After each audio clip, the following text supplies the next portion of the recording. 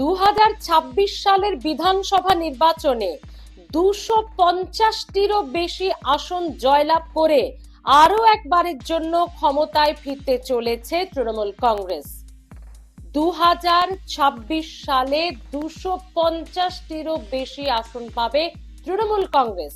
আর যেহেতু 2026 বেশি দূরে নয়, তাই 2025 থেকেই, এই মুহূর্ত থেকেই নির্বাচনের প্রস্তুতিতে জি জান লাগিয়ে একদম কাজে ঝাঁপিয়ে পড়তে হবে শ্রমিক ভাইদের জন্য প্রত্যেকটি সামাজিক সুরক্ষার যে প্রকল্প, তার থেকে কোনো শ্রমিক যেন বঞ্চিত না হয়, সেই সুযোগ সুবিধা থেকে সেটা উচ্চতর নেতৃত্বকে খেয়াল রাখতে হবে। মমতা বন্দ্যোপাধ্যায় শ্রমিক ভাইদের জন্য, শ্রমিক শ্রেণীর জন্য বিভিন্ন রকম প্রকল্প চালু করেছে, রাজ্যবাসীর জন্য তো বটেই, কিন্তু কেন্দ্র সেখানে শ্রম কোড আইন এই সমস্ত বিভিন্ন রকম বিষয় লাগু করে শ্রমিকদের 8 ঘন্টা থেকে 12 ঘন্টার কাজ করার চক্রান্ত করছে। বন্ধুরা, এই এতগুলো যে কথা বললাম, মূলত এটাই ছিল তার মোদ্দা কথা। হয়তো দু একটা শব্দ এদিক ওদিক হতে পারে, তার জন্য মার্জনা করবেন, সেটা ইচ্ছাকৃত নয়, কিন্তু মোদ্দা কথা, মোরাল অফ দা বক্তব্য বা মোরাল অফ দা স্টোরি হলো এটাই। এর একটা কথাও আমার বা আমাদের নয়। কার কথা, কি বিষয়, অবশ্যই আপনাদের জানাবো, তবে ভিডিওটি পুরোপুরি দেখতে হবে। আর দেখার পর আপনাকে কিন্তু প্লিজ কমেন্ট করতেই হবে তার এই বক্তব্যের সঙ্গে আপনিও কি একমত। 2026 সালে তৃণমূলই কি ক্ষমতায় ফিরবে, আর ফিরলে 250-এরও আসন নিয়ে বেশি ফিরবে তারা? আপনারা কিভাবে দেখছেন অবশ্যই কমেন্ট করবেন। এবার আসি, কে বলেছেন, কোথায় বলেছেন, কেন বলেছেন, বিস্তারিত ভিডিওটি দেখুন। আইএনটিটিইউসির রাজ্য সভাপতি এবং রাজ্যসভার সাংসদ, তিনি এই কথাটি বলেছেন। বনগাঁতে আইএনটিটিইউসির একটি সভায় গিয়ে তিনি শ্রমিক ভাইদের, শ্রমিক শ্রেণীর মানুষদেরকে উজ্জীবিত করতে এই বক্তব্য রেখেছেন। শ্রমিক শ্রেণীর জন্য মমতা বন্দ্যোপাধ্যায় ঠিক কত কত প্রকল্প এনেছেন, কি কি ভালো ভালো কাজ করেছেন, তার কি ভাবনা চিন্তা, সেটা যেমন তুলে ধরেছেন, তেমন বিনিময়ের কথাও বলেছেন। শ্রমিক ভাইদেরও নির্বাচনী কাজে ঝাঁপিয়ে পড়তে হবে, একেবারে জি জান লাগিয়ে দিতে হবে, কারণ ওই যে কাজ করে যেতে হবে, ফল তো অবশ্যই পাবে। আমরা জানি যে অভিষেক বন্দ্যোপাধ্যায় কিছুদিন আগেই তিনি বলেছেন কাজ করলে ফল অবশ্যই পাওয়া যায়। তো তিনিও কি এভাবেই কাজ করে যেতে চলেছেন? এভাবেই কি তিনি আশা করছেন যে বক্তব্য রেখে ফল পাবেন? আমরা জানি না, সেটা তো সময় বলবে। তবে এটা ঠিক, তার এই বক্তব্য শুধুমাত্র তিনি নয়, বহু মানুষই বলেছেন যে তৃণমূল কংগ্রেস বা মমতা বন্দ্যোপাধ্যায় যা যা প্রকল্প এনেছে, মানুষকে যেভাবে সহযোগিতা সাহায্য করছে, যেভাবে প্রকল্পের মাধ্যমে সুবিধা দেওয়ার চেষ্টা করছে, সরকারি সুবিধা, খোদ সন্দেশখালীতেও আমরা দেখলাম। তো যার ফলে মমতা বন্দ্যোপাধ্যায়কে ক্ষমতা থেকে সরানো বস এই মুহূর্তে পসিবল নয়। আগামী কতগুলো টার্ম যে তৃণমূল কংগ্রেস বা মমতা বন্দ্যোপাধ্যায় থাকবেন তার কথা নেই। তো এটা এক শ্রেণীর মানুষের আর কি চায়ের ঠেক থেকে শুরু করে বিভিন্ন বক্তব্যে আমরা শুনতে পাই, সেটা হয়তো আপনারাও শোনেন বা মানেন। কিন্তু তার যে বক্তব্য, তাতে কিন্তু এই বিষয়টি স্পষ্ট হয়ে আসছে। 295টি বিধানসভা নির্বাচনের আসন আমাদের, তার মধ্যে নাকি 250টি তৃণমূল কংগ্রেস পেয়ে যাবে। তো এটা একটা কিন্তু ঠিক কথা বন্ধুরা।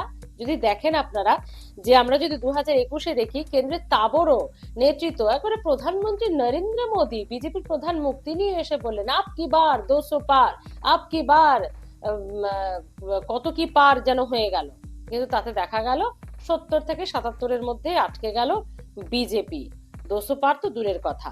তো এই ঠিক কথা, কিন্তু দেখা যাচ্ছে দেখুন বিজেপি, এটা ঠিক 2021-এ যেভাবে উত্থান হয়েছিল, তারপরে যতগুলো নির্বাচন, বাইপোল, উপনির্বাচন হলো, আপনারা সত্যি করে একটা কথা বলুন তো, যে বিজেপি কোথাও তো আসন সংখ্যা কমছে, সদ্য লোকসভা নির্বাচনই দেখুন না।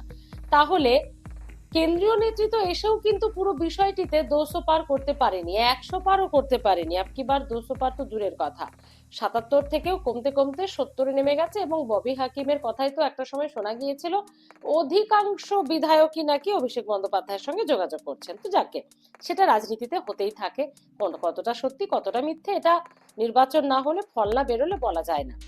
ঋতব্রত বন্দ্যোপাধ্যায়, কদিন আগে যিনি আমরা জানি যে বামেদের একজন ইয়াং ব্রিগেডের মুখ ছিলেন, তিনি তৃণমূলে যোগদান করলেন, ভালো কথা, যোগদান করলেন। তার আগে বিভিন্ন রকম বিষয়ে তিনি জড়িয়ে আমরা দেখলাম, বিভিন্ন রকম ভিডিও তার বিষয়ে বেরিয়েছিল, সেসবও ছেড়ে দিলাম। কথা হচ্ছে ঋতব্রত বন্দ্যোপাধ্যায় এই কথাটা বলেছেন বনগাঁয় আইএনটিটিইউসির একটি কর্মী সভায়, শ্রমিক সভায় গিয়ে তিনি এই কথাটি বললেন। 250-এরও বেশি আসন নিয়ে 2026-এ জয়লাভ করবে তৃণমূল এবং আলটিমেটলি ক্ষমতাতে তো আসবেই।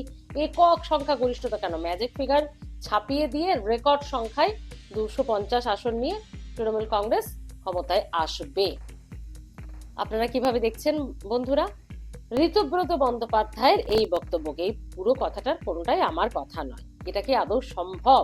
মানে বিজেপি কি তাহলে 70-77 থেকে এই ফিরহাদ হাকিমের কথার মতো যে সবাই তৃণমূলে যেতে চাইছে, টিকিট চাইছে অভিষেক বন্দ্যোপাধ্যায়, তাই কি হবে?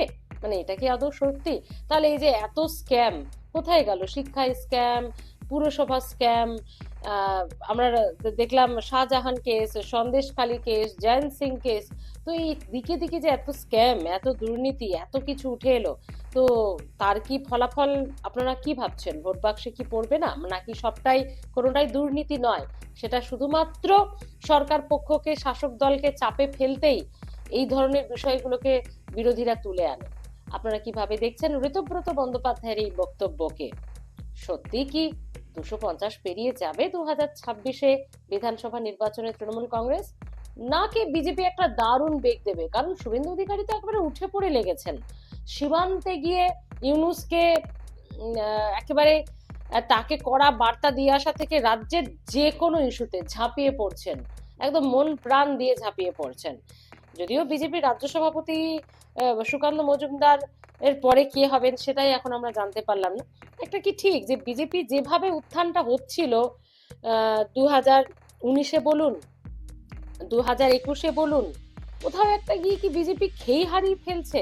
মানে মানুষ যেভাবে বিজেপিকে ভরসা করেছিল, কোথাও একটা গিয়ে কি সমস্যা তৈরি হচ্ছে? সেজন্যই কি ঋতব্রত বন্দ্যোপাধ্যায়রা 250 আসনেরও বেশি আসন নিয়ে ক্ষমতায় ফিরবে, আসন জিতে তৃণমূল এই কথাগুলো বলতে পারছে? আপনার কি মনে হয়? অবশ্যই আপনাদের প্রচুর কমেন্ট পাচ্ছি, ভুল ঠিক সবটাই জানাবেন। আমি ভুলও হতে পারি। আমি ঋতব্রত বন্দ্যোপাধ্যায়ের বক্তব্য আপনাদের সামনে রেখে কথাগুলো বলার চেষ্টা করলাম। ভুল ঠিক আপনার যেটা মনে হচ্ছে কমেন্ট করতে ভুলবেন না। ভালো থাকুন। বলছেন যে কংগ্রেসকে দিয়ে হবে না, মমতা বন্দ্যোপাধ্যায় তিনি বিজেপি বিরোধী লড়াইয়ে সংগ্রামের বর্ষফলক ইন্ডিয়া জোটকে নেতৃত্ব দিতে যিনি পারেন তিনি মমতা বন্দ্যোপাধ্যায়। 2025 সাল পেরোলেই 2026 বাংলার মাটিতে বিধানসভা নির্বাচন। সেই বিধানসভা নির্বাচনে আজকে এই মঞ্চ থেকে আমাদের শপথ নিতে হবে শ্রমজীবী মানুষকে, যাতে 250-এর বেশি আসন নিয়ে মমতা বন্দ্যোপাধ্যায় আবার রাজ্যের মুখ্যমন্ত্রী হতে পারেন। মমতা বন্দ্যোপাধ্যায়ের নেতৃত্বে যাতে সরকার গঠন হতে পারে 250-এর বেশি আসন নিয়ে। সেই যে কাজ, সেই কাজে শ্রমজীবী মানুষকে আইএনটিটিইউসির নেতৃত্বে বনগাঁয় বাড়তি গুরুত্বপূর্ণ ভূমিকা পালন করতে হবে। আপনারা সেই ভূমিকা পালন করবেন এই বিশ্বাস রেখে আপনাদের ধন্যবাদ, অভিনন্দন, কৃতজ্ঞতা, প্রণাম, নমস্কার জানিয়ে আমি আমার কথা শেষ করছি। জয় হিন্দ, বন্দে মাতরম।